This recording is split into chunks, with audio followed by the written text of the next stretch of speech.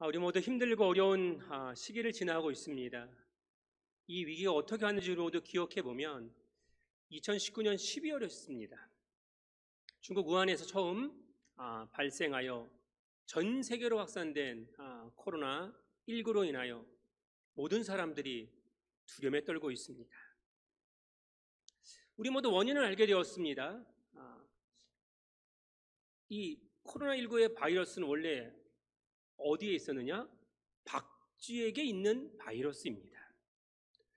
근데 이 박쥐에게 있는 바이러스가 왜 인간에게 전염되었을까요? 박쥐가 인간을 찾아왔나요? 바이러스가 박쥐를 선동했나요? 아닙니다. 인간이 다가갔기 때문입니다. 인간과 동물 간에 공통적으로 감염되는 인수 공통감염병, 그 책임을 박쥐에게 우리는 돌릴 수 없습니다. 누구 때문입니까? 인간 때문입니다. 인간은 늘 그런 것 같아요. 성경을 보아도 하나님이 허락하신 것만으로 만족하지 못합니다. 늘 부족하다는 것을 느끼지요. 그래서 끝없는 탐욕과 욕망에 사로잡혀 있습니다. 하나님은 우리를 이 땅에 번성하라, 또 다스리라, 충만하라 하셨는데 그 창조 질서의 청지기수 역할을 감당하지 않고 더 많은 것을 더 끝없는 것을 요구하다 보니까 자연을 파괴할 수밖에 없었던, 또 그래서 결국 우리에게 이런 엄청난 위기가 몰려왔다라고 하는 것입니다. 결국 우리의 끝없는 탐욕과 욕망, 늘 부족하다고 느끼는 겁니다. 뭘 해도 부족합니다. 늘 부족하다고 느끼는 이 잘못된 죄의 본성 때문에 우리가 참 어려운 시기를 지금 보내고 있습니다.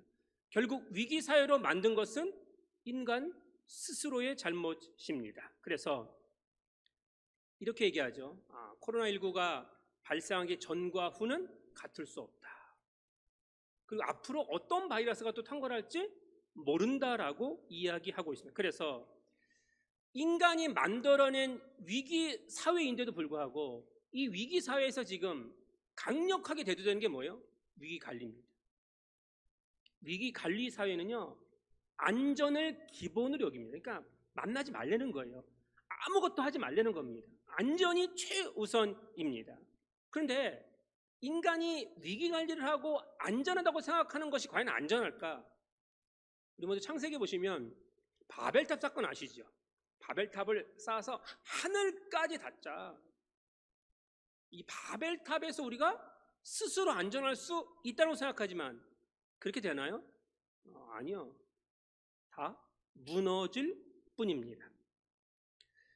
오늘날 이 위기 사회에서 위기 관리와 또 안전의 문제를 얘기할 때 교회가 집중적으로 지금 어려움을 겪고 있습니다. 분명히 우리가 말한 일부 교회 잘못된 지도자들, 또 일부의 교회들, 그리고 더 안타까운 것은 내부에서 비난하는 자들 때문에 교회가 전체 욕을 먹고 있는 상황입니다. 그럼에도 교회는요, 안전만을 추구할 수는 없습니다.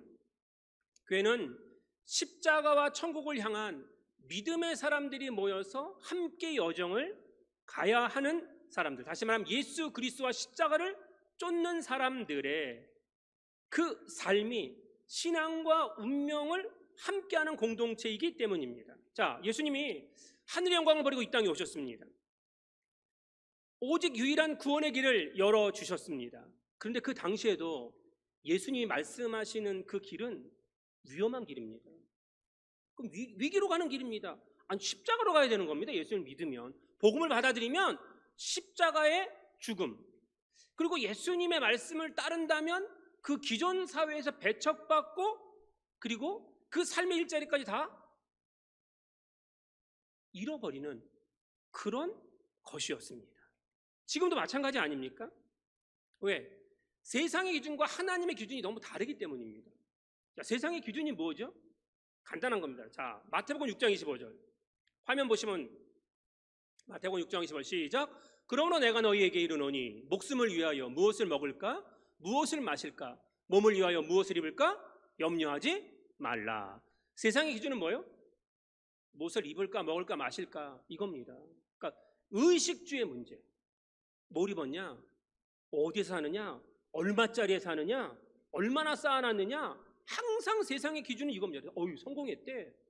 저 집 부자래. 저러니까 결혼하지. 전부 다 이런 얘기 아닙니까? 그러니까 세상의 기준은 항상 그래요. 고대나 지금이나 미래나 늘 똑같아요. 육신이 있는 한 무엇을 입는지, 무엇을 먹는지, 무엇을 마시는지, 어디에 거하는지 늘 그런 생각에 매여 있습니다. 그런데 하나님의 기준은요, 전혀 그렇지 않습니다. 자, 마태복음 6장 33절 34절 시작. 그런즉 너희는 먼저 그의 나라와 그의 의를 구하라. 그리하면 이 모든 것을 너희에게 더하시리라. 그러므로 내일 일을 위하여 염려하지 말라. 내일 일은 내일이 염려할 것이요 한날의 괴로움은 그날로 족하니라. 아멘. 기준이 다른 겁니다. 맨날 뭐 먹을지, 무엇을 마실지, 무엇을 입을지, 어디에 거할지, 얼마를 쌓아놓을지 맨날 그게 아니라는 거예요. 먼저 뭐라고요? 하나님 나라와 하나님의 의를 구하고. 자, 염려할 게 있어요. 걱정이 있으면 이거 지금 오늘만 하라는 거예요.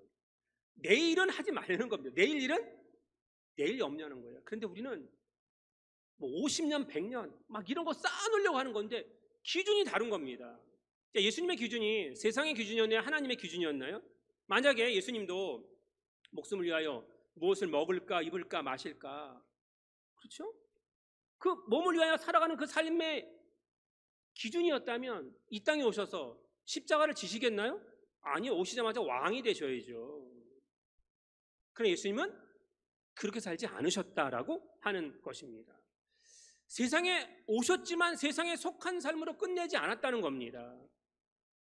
33년을 사시는 동안 그 마지막 3년의 공생애, 그리고 십자가의 죽으심, 온 인류를 구원하기 위한 대속의 보혈의 피를 흘리시고 하나님의 나라와 의를 이루셨습니다. 예수님의 인생은 세상의 안전함과 편안함, 부귀영화를 추구하는 삶이 아니었다라고 하는 것입니다. 마찬가지로 우리 그리스도인들은 하나님을 믿고 따르는 백성 아닙니까? 그러면 하나님의 기준으로 살아야 되나요? 세상의 기준으로 살아야 되나요? 당연히 하나님의 기준으로 살아야 할 줄로 저는 믿습니다. 세상에 분명히 속해 있어요. 기독교인도 한국 사회에 속해 있어요. 그러나 이 세상에 속한 삶이 아니어야 된다라고 하는 것입니다. 다시 말하면 이런 거죠. 자, 교회가 안전하고 편안하고 부귀영화를 추구해야 하나요? 이건 세상 사람들이 추구하는 거잖아요. 그러니까 세상 사람들이 교회를 왜 싫어하는 거예요? 교회는 세상이 추구하는 거를 얘기하지 않아요. 하나님의 나라와 하나님의 의를 이야기하고 오직 하나님의 말씀을 따라서 십자가의 복음의 삶을 추구하는 그러한 사람들이 모여있기 때문에 세상 사람들이 우리를 좋아할 리가 없습니다. 특별히 코로나19로 발생한 이 일 때문에 요구하는 거, 세상에 요구하는 거 뭐예요? 야, 교회가 안전하고 편안한 교회가 돼야지. 그러니까 당분간 하지 마. 좋습니다. 그런데 왜 성당이나 절이나 이슬람교나 다른 모든 종교는 허락하고 왜 교회만 막는 겁니까? 세상이 교회를 좋아할 수가 없게 되어 있는 구조. 이건 예수님 시대도 마찬가지고 지금도 마찬가지고 미래도 마찬가지일 것입니다. 물론 우리가 세상에 속한 사람들에게 교회는 안전한 곳이야, 교회는 편안한 곳이야, 반드시 그렇게 해줘야 돼요. 그래서 저희도 지금 온라인 예배로 드리고 있습니다. 그러나 동시에 하나님 나라의 시민으로서 이 땅에 사는 동안 하나님 맡겨주신 복음적 사명을 외면하면 안 된다라고 하는 것입니다. 왜? 세상 사람들이 딱 우리를 볼 때 교회 다니는 사람이야, 그리스도인들이야 하면 누가 생각나야 돼요? 교회가 생각나고 말씀이 생각나고 하나님이 생각나야 되는 거죠. 교회는 세상에 하나님을 보여주는 곳이잖아요. 우리는 세상에 하나님이 살아계심을 나타내는 삶을 살아가야 하지 않겠습니까? 예수님이 이 땅에 오셔서 제일 먼저 하신 말씀이 뭐예요? 회개하라, 천국이 가까웠느니라. 즉 십자가 복음적 가치를 위해서 그 삶을 살아가셨습니다. 자, 하나님의 가치와 이 복음적인 그리고 성경적인 삶을 살아가는 우리가 세상과 같을 수가 없죠. 왜? 세상 사람들이 원하는 건 늘 뭐예요? 육신의 정욕과 안목의 정욕과 이생의 자랑 아닙니까? 이런 거 추구하는 저들과 전혀 그런 것에 관심이 없는 우리의 삶이 이렇게 동질화될 수는 분명히 없을 겁니다. 그러나 분명히 알아야 될 것은 우리가 세상 사람들로부터 안전한 교회가 되고 편안한 교회가 되어야 하지만 그것과 더불어서 꼭 해야 될 것은 무엇이냐? 구별되게 세상이 교회를 두려워하게 만들어야 되는 겁니다. 세상이 교회를 거룩한 하나님이 계시는 곳으로 인식시킬 수 있는 우리의 삶이 되어야 된다라고 하는 것입니다. 왜? 교회는 세상이 원하고 바라는 것을 보여주는 것이 아닙니다. 오직 거룩하신 하나님을 보여주고 하나님의 말씀을 선포하여 모든 사람을 구원에 이르게 하는 것이다 라고 하는 것입니다. 그러므로 세상 사람들이 우리를 바라볼 때 자기들과 다르다고 해서 그래서 위험하고 거룩한 교회가 될 수 있어야 된다라고 하는 것입니다. 세상이 감당하기 어려운 삶의 모습을 살아가는 우리의 삶의 모습이 말로 되는 게 아니거든요. 삶으로 보여질 수 있어야 한다라고 하는 것입니다. 직접 실천하지 않으면 안 된다는 것입니다. 이런 것이죠. 아무것도 두려워하지 말라고 오늘 랑 집사님이 찬양을 불렀어요. 지난 한 주 동안도 그 찬양이 일주일 내내 우리의 귓가에, 저도 계속 이제 따라 불렀습니다. 교회를 못 나오신 지 지금 상당 기간 됐는데 저희 주차장 울타리에 아로니아가 있습니다. 근데 아로니아의 꽃이 어떤 색인지 아세요? 하얀 꽃인데 정말 이쁩니다. 이게 초여름이 되면 아로니아의 꽃이 피고요. 그 다음에 꽃이 지면서 열매가 엄청 맺힙니다. 올해는 우리가 추수를 제대로 못했습니다. 이 동네 분들이 그냥 가만히로 따갔습니다. 예. 근데 아직도 지금 안 딴 열매가 좀 있어요. 근데 그 아론 열매를 보면서 이런 말이 생각났어요. 예전부터 참 많이 들었던 말이죠. 나무는 꽃을 버려야 열매를 맺는다. 이거 참 많이 들었던 말입니다. 꽃을 버려야 열매를 얻는 겁니다. 버리지 못하면 결코 열매를 얻을 수 없습니다. 저는 성경을 보십시오. 이 에베소 교회 바울이 편지를 보냈습니다. 근데 바울이 있는 것은 편안한 곳이 아닙니다. 지금 교도소에 갇혀 있습니다. 또 로마의 교도소입니다. 흔히 우리가 바울의 서신 27권 13권을 쓴 바울, 위대한 바울의 옥중에서 그 감옥에서 교도소에서 쓴 서신이 뭐예요? 이게 4서신이라고 하지 않습니까? 에베소서, 빌립보서, 골로새서, 빌레몬서입니다. 바울이 복음을 전하다가 3번 교도소에 갔습니다. 사도행전 16장에 우리가 아는 것처럼 바울과 실라가 귀신 들린 여종을 통해서 점치기에서 돈을 받는데 그 여종을 귀신을 쫓아내서 풀어줬더니 고소당해서 교도소에 갇혔습니다. 매 맞고. 그 사도행전 25장에 보면 제사장 그룹과 유대인들의 높은 장로 그룹에서 이 바울을 고소해가지고 예루살렘에서 잡혀서 가이사랴의 교도소 2년 동안 감금되어 있었습니다. 그리고 지금은요, 로마 황제에게 재판을 받기 위해서 로마로 와서 2년 동안 갇혀있는 상황입니다. 그 로마의 교도소에 쓴 서신이 뭐냐? 오늘 에베소서입니다. 자, 이 서신을 쓸 때 에베소 교인들에게 어떻게 말하느냐? 우리 모두 이런 신앙 고백이 있었으면 좋겠습니다. 오늘 설교 주제입니다. 자, 어떤 말을 하느냐? 에베소 3장 1절입니다. 시작. 이러므로 그리스도 예수의 일로 너희 이방인을 위하여 갇힌 자 된 나 바울이 말하거니와. 아멘. 위대한 사도 바울이 3번째 교도소에 들어갔습니다. 제가 아마 3번째 교도소에 들어가면 이 자리에 있겠나요? 네, 불가능할 겁니다. 지금. 네. 3번째 지금 교도소에 들어가 있습니다. 교도소는 지금도 마찬가지면 안전한 곳이 아닙니다. 위험한 곳입니다. 언제 해를 당할지, 언제 죽임을 당할지 모르는 상황인데 바울은 조금 더 두려워하지 않습니다. 교도소에 혹시 가보셨나요? 안 가보셨죠?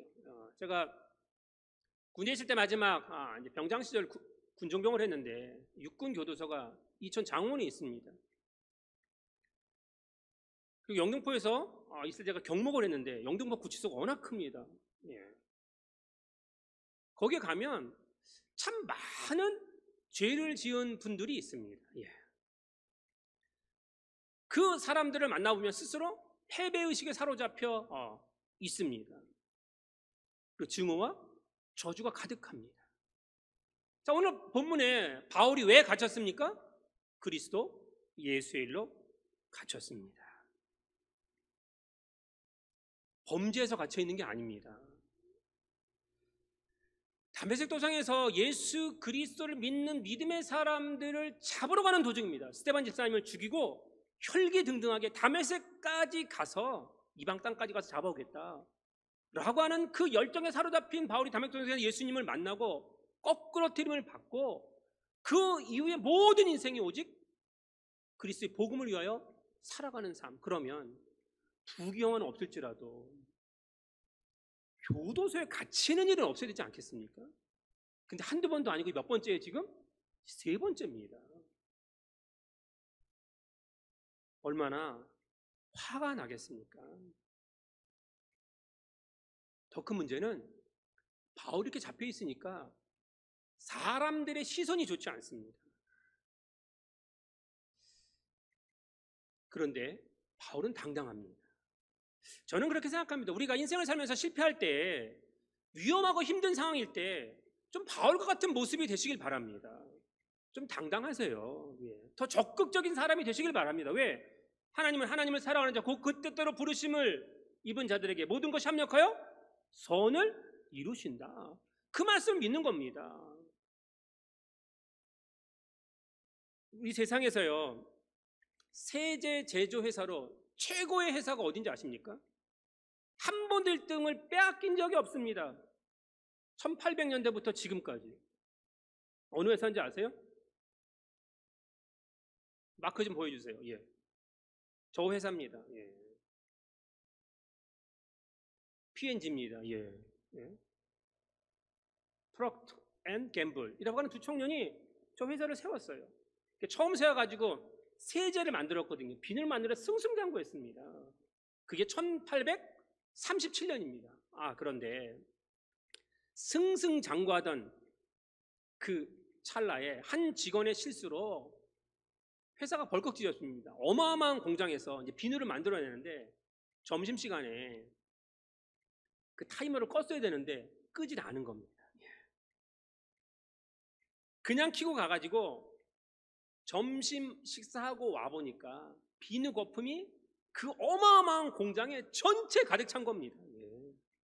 막대한 양의 비누가 망가졌습니다. 쓸모없게 됐습니다. 쓰레기가 되어 버릴 수밖에 없는 상황. 회사 직원들은요, 그 한 사람에게 모두 화살을 돌렸습니다. 책임 묻고 책임자들 사표 냈습니다. 회사가 망할 지경에 처하게 되었습니다. 그때 이 젊은 프록터 사장이 생각을 했습니다. 그때 모든 사람이 흥분하고 모든 사람이 끝났다고 얘기할 때 차분하게 침착하게 생각을 했습니다. 뭐냐?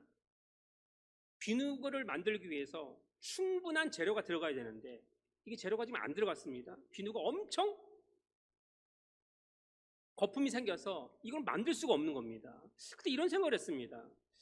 야, 이거 다 버리기는 아깝고 이거로 비누를 만들 수 있는데, 거품이 가득 찼는데 그거를 모아서 압축시켜서 만들 수 있는데, 그러면 재료가 안 들어가서 비누가 가벼워지는 겁니다.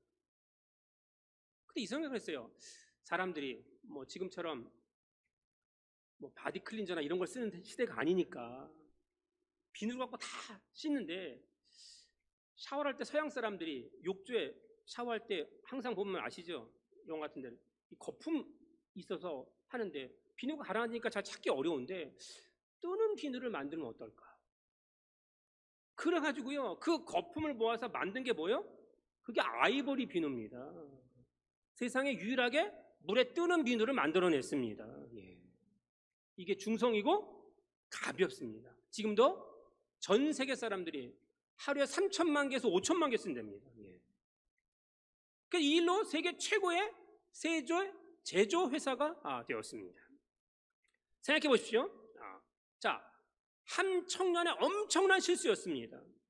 회사가 망할 지경이 됐습니다. 그러나 이 프록터 사장의 견해를 볼 때는 이게 망할 수 있는 위기가 아니라 뭐예요? 일어설 수 있는 기회가 되었다라고 하는 거예요. 세계적인 회사 다시 출발하게 되었습니다. 그래서 흔히 경영인들이 이런 말 합니다. 여러분, 작은 성공은요 실패가 없이도 돼요.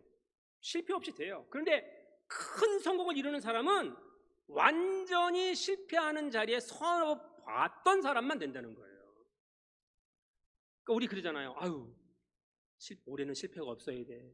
올해는 실패가 없어야 돼. 하지만 거기서 얻는 성공은요, 그러다가 헤매다 그냥 마는 겁니다. 그냥 사느냐 죽느냐 한 만큼 어려움을 겪어야 큰 사건이 큰 성공으로 따라오게 된다라고 하는 것입니다. 이 문제를 신학자 폴 틸리는 믿음의 역동성이라고 하는 책에서 이렇게 말합니다. 우리가 가진 믿음이 뭐냐? 이게 잘 들어보십시오. 정말 맞는 말입니다. 자, 첫째로 유한한 인간이 유한의 행위의 한계를 넘어서서 참여하는 행위가 뭐냐? 그게 믿음이라는 거예요. 다시 말하면 유한한 사람은요 자기의 경험, 지식, 판단을 넘어갈 수가 없습니다. 아이고, 죽은 후에 무슨 천국이 있어. 죽으면 끝인 거지. 무슨 교회 나가서 예수만 믿으면 천국에 간대. 세상을 살아보니까 작은 성공으로도 얼마나 노력해야 되는데 그렇게 값없이 되는 게 어디 있어? 안 믿는 겁니다. 근데 이 한계에 매이면 이게 뭐가 돼? 이게 지식이 되는 거예요. 한계에 매이면 지식이 돼요. 그런데 한계를 넘어서는 게 뭐예요? 그게 믿음이라는 겁니다. 인간의 유한한 한계를 넘어서는 게 믿음이다라고 하는 것입니다. 그래서 둘째로 믿음은 이렇게 하나님의 세계, 그 신성한 것의 경험 안에서 생각해 볼 때 확실한 것이지만 유한한 자의 경험 차원에서 보면 이건 불확실한 겁니다. 여러분 아시죠? 장례를 많이 치르다 보면 이제 안 믿는 분의 마지막 임종을 자녀들이 믿어서 목사님 오세요, 좀 구원 좀 받게 해달라고 갑니다. 그럼 가요? 세례를 베푸기 위해서. 어려운 거 아니에요. 돌아가시기 전에 얼마 안 남았어요. 예수 그리스도를 나의 구주로 믿으십시오. 그분이 나를 위해 이 땅에 오셨고 십자가에 피 흘려 죽으심으로 나의 모든 죄를 사하셨습니다. 그분만 믿으면 천국에 갈 수 있습니다. 아니, 죽기 전인데 이거 얼마나 쉬워요. 사람들이 믿을까요, 안 믿을까요? 안 믿어요. 고백을 안 해요. 왜? 불확실하거든요. 근데 믿음의 세계 안에 있는 사람에게는 이게 확실한 것이다 라고 하는 것입니다. 이게 뭐예요? 이게 은혜거든요. 오늘 우리가 그렇지 않습니까? 내 경험과 내 지식에 딱 맞으면 이거 옳은 거예요. 근데 안 맞으면 틀린 거예요. 내 계산에 맞으면 되고 안 맞으면 망한대요. 누구나 말할 수 있는 거잖아요. 그런데 이 한계를 뛰어넘는 게 뭐라고요? 이 지식을 뛰어넘는 게, 불확실성을 뛰어넘는 게 그게 믿음이다라고 하는 것을 여러분 꼭 믿으시기 바랍니다. 우리가 깊이 생각해 봐야 돼요. 예수를 믿는다. 자, 유한한 인간이 믿으니까 주관성이 얼마나 가득합니까? 인간은 제한성이 있잖아요. 자, 아담과 하와처럼 하나님께서 동산에 있는 모든 실과를 너희가 임의로 먹되 동산 중앙에 있는 선악을 알게 하는 나무 열매는 먹지 말라. 근데 안 먹으면 되는데 내가 생각할 때, 내가 판단할 때, 내가 경험할 때 다 먹으면서 그것만 먹지 말라고 그래. 그거 먹어도 돼. 먹었다가 어떻게 됐어요? 먹었다가 그 애정에서 쫓겨나고 우리가 죽음이 온 거 아니에요. 고통과 절망이 온 것 아니겠습니까? 내 소원대로 되면 하나님의 사랑을 받는 거고, 내 소원대로 안 되면 하나님 나 저주하셨나요? 내 뜻보다 더 잘 돼요. 야, 그럼 하나님 은혜 주시는 거야. 근데 내가 열심히 노력하고 애쓰는데 안 돼요. 그러면 하나님이 나를 버리신 건가요? 생각해 보세요. 뭔가 좀 하려는데 안 돼요. 연애도 안 돼. 취업도 안 돼. 힘들게 취업했는데 요즘 같은 세상 나가라 그러잖아요. 사업도 풍전등화야. 건강도 나빠요. 예. 그렇게 될 때 우리가 뭐예요? 잘못 생각한다라고 하는 것입니다. 특별히 많은 사람이 아니, 너희 하나님이 살아계시다며 코로나19가 왜 왔어? 빨리 종식돼야지 라고 얘기 당하지 않습니까? 하나님이 살아계시는데 인간을 왜 괴롭혀? 이렇게 하잖아요. 근데 하나님이 이렇게 하신 거예요? 제가 얘기했지만 이 두려움은 누구로부터 왔어요? 인간의 탐욕과 욕망으로부터 온 겁니다. 이게 문제라는 거예요. 자기 주관에 빠져 있는 거. 사랑하는 여러분, 우리가 믿음 안에 있다고 하면서 사실은 하나님을 믿는 게 아니라 자기를 믿는 사람들이 너무 많습니다. 우리는 하나님의 능력을 믿고요, 하나님의 지혜를 믿고 하나님의 사랑을 믿어야 됩니다. 이게 복음 아닙니까? 이것을 받아들이는 게 이걸 은혜라고 하는 겁니다. 은혜의 선물이다 라고 하는 것입니다. 사도 바울의 상황을 보세요. 지금 화가 날 상황입니다. 아니, 십자가와 예수 그리스도를 전하기 위해서 모든 것을 버렸습니다. 그리고 살아가는 그 한평생 너무너무 고난이 많은 거예요. 너무너무 힘든 거예요. 하나님 영광은커녕 뻑하면 두들겨 맞아. 뻑하면 죽음을 당할 위기에 쌓여 있어. 자객단은 계속 따라다녀. 지금 마지막 교도소 잡혀 있어요. 그런데 원망하지 않아요. 불평하지 않아요. 오히려 뭐라고 얘기해요? 에베소 교인들에게. 자, 에베소 3장 2절입니다. 오늘 본문 에베소 3장 2절 시작. 너희를 위하여 내게 주신 하나님의 그 은혜의 경륜을 너희가 들었을 터이라. 아멘. 사도 바울이 지금 마지막 순간이 다가오는 순간이거든요. 그러니까 지금까지 살아온 모든 것 얼마나 회한이 가득하겠어요. 헐벗고 굶주리고 매맞고 갇히고 너무나 힘든 거예요. 그런데 그 모든 것을 뭐라 그래요? 내가 희생하고 내가 헌신하고 내가 지금 죽을 위험에 처해 있어도 이것이 하나님의 뭐래요? 은혜의 경륜이다 라고 고백하는 건 아니겠습니까? 정말 바울이 위대한 사람인가를 볼 수 있습니다. 교도소에 지금 갇혀 있는 것까지도 하나님의 경륜의 은혜다. 어떻게 이런 말을 할 수 있을까라고 하는 것. 우리가 성경을 읽어 알 때 있지. 바울이 회심하고 난 후에 가장 오래 머문 곳이 어딘지 아세요? 고린도도 2년밖에 안 있었어요. 여기 에베소입니다. 에베소에 가장 오래 있었습니다. 3년 동안 머물러 있었습니다. 어디 나와요? 사도행전 20장 31절 시작. 그러므로 여러분이 읽게요. 내가 3년이나 밤낮 쉬지 않고 눈물로 각 사람을 훈계하던 것을 기억하라. 아멘. 정말 밤낮 쉬지 않고 최선을 다해서 하나님 복음을 전했던 것이 어디예요? 그게 바로 에베소입니다. 지금은 인생의 실패자들과 패배자들이 잡혀 있어서 죽임을 당하는 교도소에 갇혀 있는 몸이지만 이것 또한 하나님의 은혜의 경륜이다. 이게 얼마나 소중한 고백입니까? 은혜의 경륜. 우리는 어렵게만 되고 힘들게만 되면 은혜는 무슨 은혜야. 개뿔 경륜은 무슨 경륜이야. 이해가 안 되는 거는 우리가 은혜로 받아들이지 못하는 거예요. 자기 주관이 가득해서. 그런데 바울이 살아보니까 그게 아니다라고 하는 것입니다. 그래서 얘기하는 게 뭐예요? 3절 5절에 계시로 성령으로 알게 되었다라고 하는 것입니다. 그런데 여기서 또 중요한 것은 뭐예요? 5절 누구한테는 알리지 않았어요? 사람의 아들들에게는 알리지 않았어요. 그러니까 안 믿는 사람들에게는 이걸 알리지 않으셨다라고 하는 것입니다. 그렇지 않습니까? 우리가 안 믿는 사람에게는 아무리 설명을 해줘도요, 믿어져요? 안 믿어져요? 안 믿어져요. 그 사람이 배운 사람이건 안 배운 사람이건 그 사람이 뭐 세상에 성공한 사람이건 아닌 건 다 필요 없어요. 안 믿어져요? 안 믿어져. 그런데 교회 들어오면 하나님의 은혜를 받으면 이게 믿어지는 겁니다. 오늘 우리의 삶, 그래서 교회가 왜 중요한 것인가? 나오지 않으면 이 은혜의 경륜을 절대로 깨달을 수 없기 때문에 그렇습니다.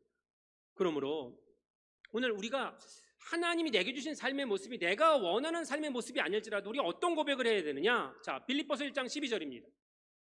시작. 형제들아, 내가 당한 일이 도리어 복음 전파에 진전이 된 줄을 너희가 알기를 원하노라. 아멘. 지금까지 수십 년 동안 엄청난 일을 당했어요. 근데 이게 복음의 진전을 위해서 그렇게 된 것이다라고 고백하는 겁니다. 그 어려움도, 그 힘듦도, 죽음의 위기도 오히려 어떻게 해요? 결국 복음의 진전을 위해서 이루어진 것이다. 아시죠? 지금 바울이 이 로마 교도소에 잡혀 있습니다. 2년 갇혀고 잠시 풀려났다가 다시 네로이에서 잡혀뒀기에 목이 잘라 순교당합니다. 순교한 다음에 어떻게 됐습니까? 아시지만 2년 동안 로마의 교도소에 있는 동안 그 교도소를 관리하는 그 추니대 사람들이 바울 때문에 예수를 믿었어요. 이 추니대가 믿으니까 추니대하고 연결되어 있는 고관들이 믿고요. 고관들이 믿으니까 귀족들이 믿고 그 귀족들이 믿다가 누구까지 가요? 왕족한테까지 갑니다. 그래서 콘스탄틴 대제가 313년 2월에 밀라노 칙령 선포하지 않습니까? 그래서 그 로마 대제국이 기독교화 되었습니다. 놀라운 스토리 아닙니까? 뭐 어마어마한 것에 모아놓고 복음 전한 게 아니에요. 어디서 복음 전했다고요? 교도소에서. 비록 미약한 거예요. 지금은 미약해요. 그런데 이게 시간이 따지고는 313년이니까 250년 정도 지난 거죠. 62년에서 64년에 순교당했으니까 전 세계에 하나님의 복음이 선포되더라라고 하는 것입니다. 사랑하는 여러분, 이렇게 생각해 보십시오. 나 한 사람이 좀 억울해요. 나 한 사람이 지금 너무 힘들어요. 나만 지금 희생하는 거, 나만 헌신하는 것 같아요. 그런데 나 때문에 우리 가족이, 우리 주변이, 우리 교회가 하나님의 복음이 들어간다면, 하나님 복음은 제가 늘 말씀해 살리는 겁니다. 복음은 무조건 살리는 거예요. 믿음의 사람들이 가면 다 살아난다니까요. 자, 살아요. 내가 지금 억울하게 고생을 당해요. 아니 심지어 죽어가요. 그런데 내 다음에 하나님의 은혜의 경륜, 복음의 진전이 이루어진다면 그 경륜을 생각한다 그러면 내 고생과 희생과 죽음이 그냥 값없는 게 아니라는 겁니다. 그게 어렵겠습니까? 생각해 보시죠. 우리가 우리 교회를 세웠습니다. 이 어려운 시기에도 지켜나가고 있습니다. 고생이 쉽지 않습니다. 수고도 많아요. 헌신도 많아요. 희생한 것도 많아요. 억울한 얘기도 얼마나 많이 들었습니까? 그런데 이게 하나님의 경륜이고 은혜라는 것을 여러분 꼭 믿으시기 바랍니다. 앞으로 우리 교회를 통해서 하나님께서 미리 역사하실 그 역사가 어떻게 될까 궁금하지 않으세요? 내가 먼 훗날 마지막 하나님 앞에 섰을 때 인생에서 가장 잘한 일이 무엇일까? 하나죠. 이 성전을 우리의 손으로 세웠고 세운 이 성전을 우리 후대에게 물려줄 수 있다라고 하는 기독교 역사 아이러니는 아시죠? 복음을 유대인들에게 전했어요. 근데 유대인들은 복음을 안 받아들이고 배격했다고요. 만약에 유대인들이 받아들였다면 예루살렘 못 벗어났습니다. 그런데 예루살렘에서 받아들이지 않으니까 핍박을 당하니까 어떻게 해요? 도망가잖아요. 철저하게 이방으로 가지 않습니까? 그래서 하나님의 역사가 이루어지게 된다라고 하는 바울도 마찬가지예요. 아시아로 가려고 그랬잖아요. 성령이 막으셨어요. 그래서 마게도냐로 갑니다. 유럽이 복음화된 계기 아니겠습니까? 생각해봐요. 저는 늘 생각해요. 왜 내가 간합교회로 왔을까? 여러분은 왜 간합교회로 오셨습니까? 참 많은 교회가 있는데 저도 제 생에 간합교회 온다라고 하는 거는 한 번도 생각해 본 적이 없습니다. 여기 계신 분들도 아마 그럴 거예요. 네. 근데 이게 뭐예요? 이게 하나님의 경륜이다라고 하는 것입니다. 아니 우리가 간합교회 오지 않았다면 이 성전이 있었겠어요? 이 후대에 하나님의 경륜을 볼 수 있는 상황이 있었겠냐라고 하는 것입니다. 여기에 복음이 있습니다. 그러니까 결국 뭐예요? 그것을 구속하고 완전히 회복시키는 것이 어디? 그것이 바로 교회입니다. 그래서 교회가 중요한 겁니다. 에베소 3장 9절 10절입니다. 시작. 영원부터 만물을 창조하신 하나님 속에 감춰졌던 비밀의 경륜이 어떠한 것을 드러내게 하려 하심이라. 이는 이제 교회로 말미암아 하늘에 있는 통치자들과 권세들에게 하나님의 각종 지혜를 알게 하려 하심이니. 아멘. 무엇으로 말미암아요? 뭐 정권으로, 뭐 정부로, 뭐 자리로 아니라는 것, 지식으로 아니에요. 교회로 말미암아라고 하는 것입니다. 사랑하는 여러분, 우리가 하나님의 자녀라는 것, 이게 얼마나 귀한 일인지 알고 계십니까? 그러니까 지금 어렵고 힘들어도 낙심하지 마십시오. 낙심하면 안 된다라고 하는 것입니다. 자, 오늘 본문 마지막 절이죠. 13절 시작. 그러므로 너희에게 구하노니 너희를 위한 나의 여러 환난에 대하여 낙심하지 말라. 이는 너희의 영광이니라. 아멘. 계속 반복해서 읽어도 정말 눈물나게 은혜되는 그런 신앙 고백 아니에요. 인생의 환난의 연속이죠. 바울도 마찬가지예요. 우리도 마찬가지예요. 수고하고 짐진 자들아 다 내게로 오라. 수고하고 짐진 자라고 하는 겁니다. 평생을 사는 동안 육생 질병, 고통, 이별, 슬픔, 배신, 경제적인 어려움, 사업의 실패, 가정의 어려움 항상 연속되지 않습니까? 매일매일 그렇게 살아가요. 지난주 한 집사님이 교회로 오셨어요. 에베네스 카페 잠시 얘기를 하는데 이런 얘기 계속 어려움이 다가와요. 부부가 얘기한대요. 올해는 괜찮겠지. 근데 어려워. 내년에는 괜찮겠지 해서 왔는데 또 더 어려워. 그래서 그랬대요. 아내가 여보 내년에는 더 센 게 올 거야 라고 얘기했다는 겁니다. 더 센 게 오니까 포기하자는 거예요? 아니요. 이겨내자는 거죠. 아무리 어렵고 힘든 일이 있어도 이겨낼 수 있다라고 하는 것입니다. 왜? 낙심하지 말라는 거예요. 지금 바울이 삶의 끝나는 날, 순교당하는 날을 알고 있어요. 그냥 낙심하지 말라라고 하는 것입니다. 왜? 지금 유대인들만 공격한 게 아니에요. 바울이 개척해서 세운 교회 교인들도 바울을 공격해요. 그러니 얼마나 마음 아프겠어요. 그런데 바울은 그런 공격을 받아도 내가 비록 교도소에 있지만 교도소를 별장같이 생각하는 것 같아요. 고난이 휘몰아쳐 왔는데 그걸 하나님이 영광으로 바꾸는 일이었다라고. 어떻게 그런 일이 가능했을까? 고린도후서 4장 17절 18절입니다. 시작. 우리가 잠시 받는 환난에 경한 것이 지극히 크고 영원한 영광에 중한 것을 우리에게 이르려 함이니 우리가 주목하는 것은 보이는 것이 아니요 보이지 않는 것이니 보이는 것은 잠깐이요 보이지 않는 것은 영원함이러라. 아멘. 지금 환난 받아요. 바울이 교도소에 있는 게 보통 5년에서 6년 정도 있었습니다. 얼마나 많은 세월 동안 도망 다녔는지 모릅니다. 그런데 이걸 뭐라 그래요? 한평생 부경화 누려본 적이 없어요. 그런데 이건 잠시 받는 환난이다. 앞으로 받는 것은 영원한 것이고 지금 받는 것은 아주 경한 것, 가벼운 거야. 지금 받는 환난이라고 해도 내가 순교당해도 이건 가벼운 거야. 앞으로 하나님 내게 주실 천국은 감당할 수 없는 무겁고 영원한 것이야 라고 이야기하는 믿음의 고백이 있지 않습니까? 그래서 바울이 이렇게 고백합니다. 로마서 8장 18절 시작. 생각하건대 현재의 고난은 장차 우리에게 나타날 영광과 비교할 수 없도다. 아멘.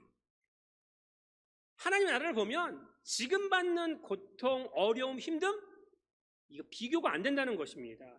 그래서 예수님이 우리에게 말씀하십니다. 요한복음 16장 33절 시작. 이것을 너희에게 이르는 것은 너희로 내 안에서 평안을 누리게 하려 함이라. 세상에서는 너희가 환난을 당하나 담대하라. 내가 세상을 이기었노라. 아멘. 역사는요 무의미하게 돌고 돌지 않습니다. 시작하면 끝이 있는 겁니다. 우리 인생도 마찬가지 아니겠습니까? 그런데 잘 아십시오. 역사를 주관하시는 분 누구예요? 하나님. 그 하나님이 우리에게 말씀하시는 것이 있다는 거죠. 내가 지금 갇혀 있어요. 갇힌 자 된 나 바울이 말해요. 당당해요. 위축됨이 없어요. 환난과 질고와 또 그 수많은 일들을 당했습니다. 그래도 두려워하지 마라. 낙심하지 마라. 이것이 모두 하나님의 복음의 진전을 위한 은혜의 경륜이고 하나님이 나타나실 영광을 보여주기 위함이라고 이야기하고 있어요. 사랑하는 여러분, 오늘 우리의 삶 어려움 언제 끝날지 모르겠습니다.